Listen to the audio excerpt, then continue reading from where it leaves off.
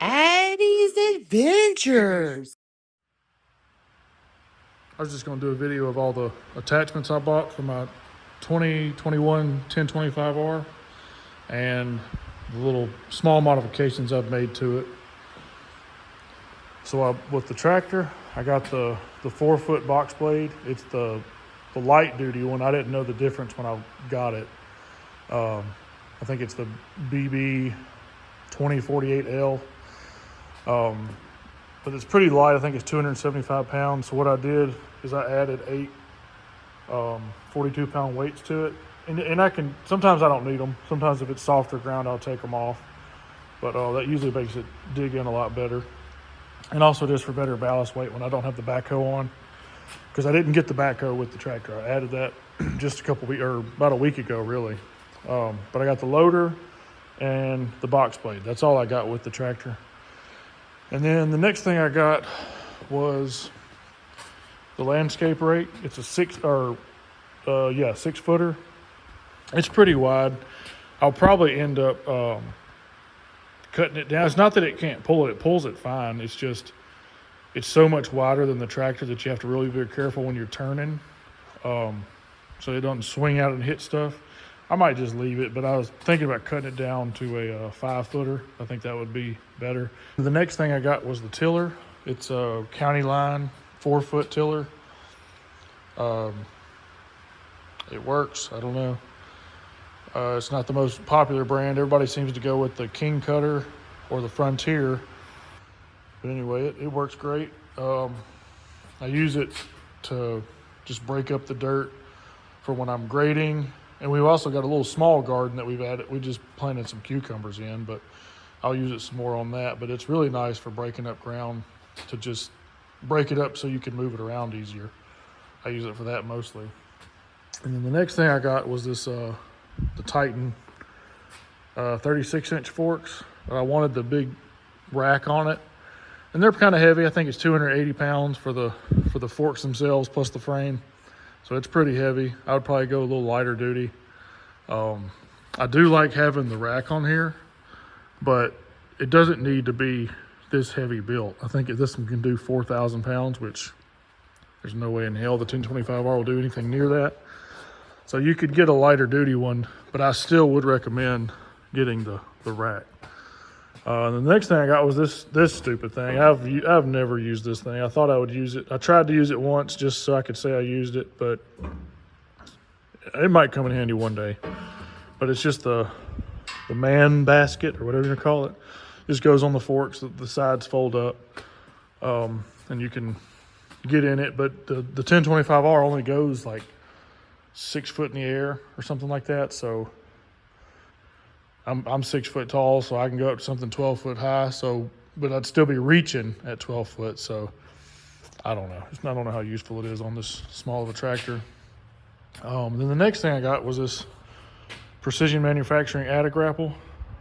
I love it. It just, obviously it stays on the tractor all the time. But I highly recommend it. I've never had a standalone grapple, but I honestly can't see it being much better than this.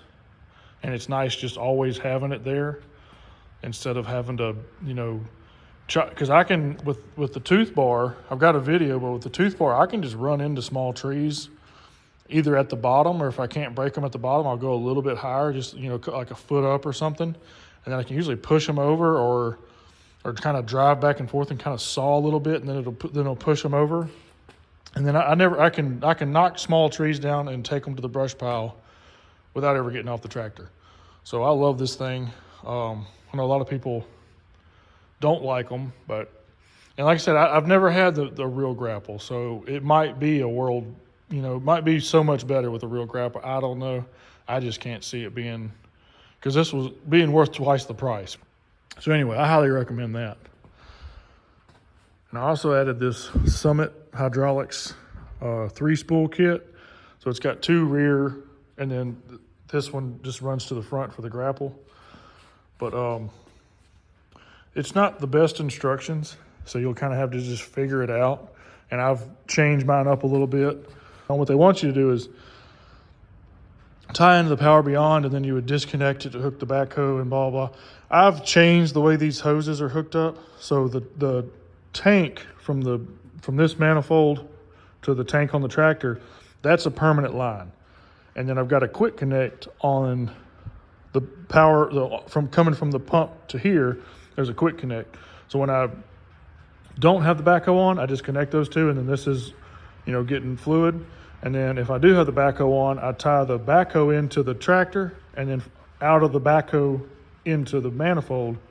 So anyway, they're always in series. So that way the grapple always works. Because the bucket always stays on unless I have the forks on, so I always want the grapple to work. So it'll work whether the backhoe's on or not. So I put the quick connect in between here and the tractor, instead of both sides on the tractor. Anyway, you understand what I'm saying.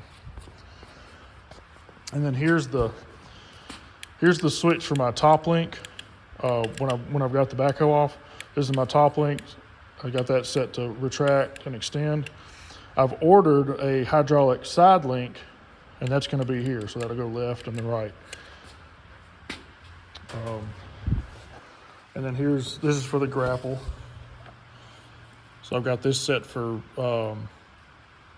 extending the cylinder, which bites down, and then that one to release.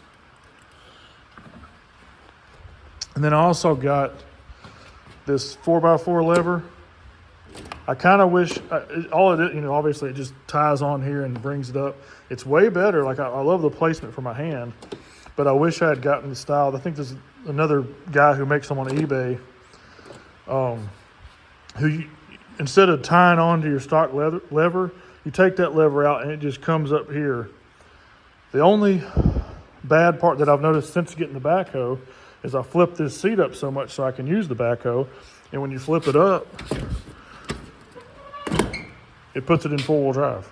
So if you don't want it on, every time you get back on the tractor, you got to put it back in two-wheel drive, and you got to remember to do it. And I usually don't remember to do it until I feel the tires binding, and then I'm like, oh yeah, put it back in two-wheel drive.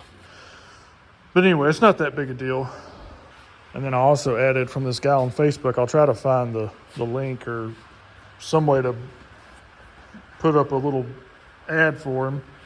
But this little button here, instead of having to push the key, because it's in a really shitty spot. You got to like stick your hand under here to do it.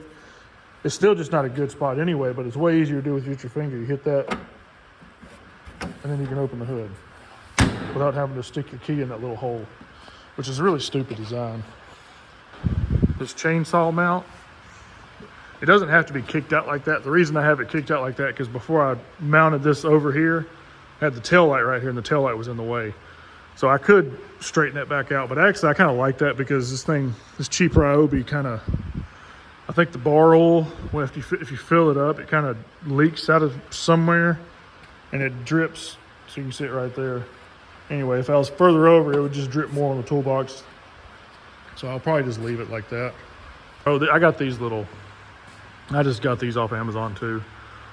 Obviously you can't use the bottom one with the chainsaw on, and obviously you can't use it when you got the backhoe on because your head would be hitting the handles, but that's where you can stick some shovels or whatever, some long tools in there. That comes pretty handy. Oh, here's my hydraulic top link.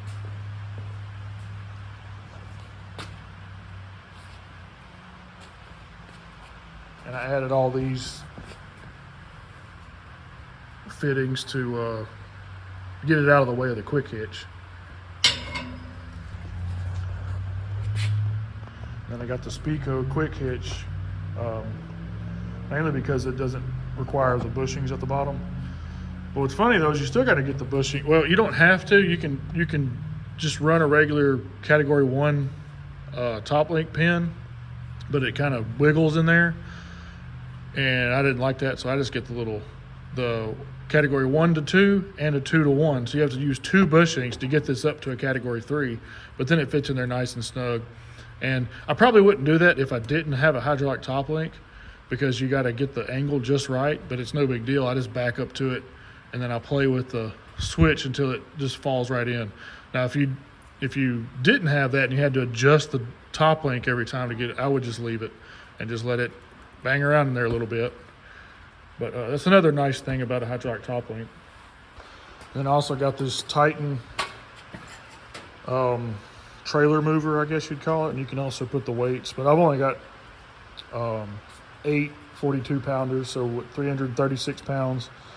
So it's better than nothing, but that's really not enough ballast weight to do anything. So I really just I stick this on when I'm moving a trailer. That's about all I use this for. I also got one of these vented, all it is just a little spring-loaded check valve that will let the pressure out. I don't know, I read online that these blow out seals a lot, and it seems to be true. I've seen quite a few people on the Facebook page talking about their front axle seals leaking, so I went ahead and got that just in case. But that's just a little, I think it was like 40 or 50 bucks off of eBay. And then I got these tie downs from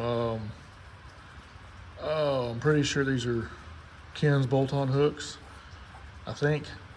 I'll have to look, but I'm pretty sure that's where I got these from. But I got them for the front. I kind of wish I had gotten the ones that mount here. It seems like it'd be easier to tie down on my trailer. And I built this rack. These are 2x6s, and then the top shelf is a 2x4. These are 2x6s, and all I did was, I think it's 12 foot long and 6 foot tall. And I just sandwiched the two 2x6s together. So this board is being supported by the vertical 2x6, and then same thing up here. But I just did a 2x4 back here. I ran out of 2x6s, and I didn't want to have to go buy more just for this top shelf. There's nothing real heavy up there, and once I realized the tractor couldn't lift that high anyway with the forks or with the bucket, I knew I couldn't put anything heavy up there anyway, so it wasn't a big deal. This spot was where my bucket went, but the bucket does not fit when you put the grapple on. I think even if I took because you can take this part off, you can take all but this off. I mean, you could take this off if you took the bolts out, but you can take all this off with pins. But even if you take that off, it's still too tall right here to go into that cubby, which is fine. I just put my other stuff there. And pretty much I'm gonna either have this on here or I'm gonna have the forks. So when I have the forks on here, I just have to set this on the ground somewhere. But whatever, it's not that big a deal. I've ordered the Be Expanded backhoe dolly. So when that comes in, I'll have to figure out where to put that thing. I'm thinking I'll clean this corner out over here and probably just shove it over there. If you have any questions, let me know. If you want a more detailed video on some certain thing I did, let me know, and I'll try to make one. That's it.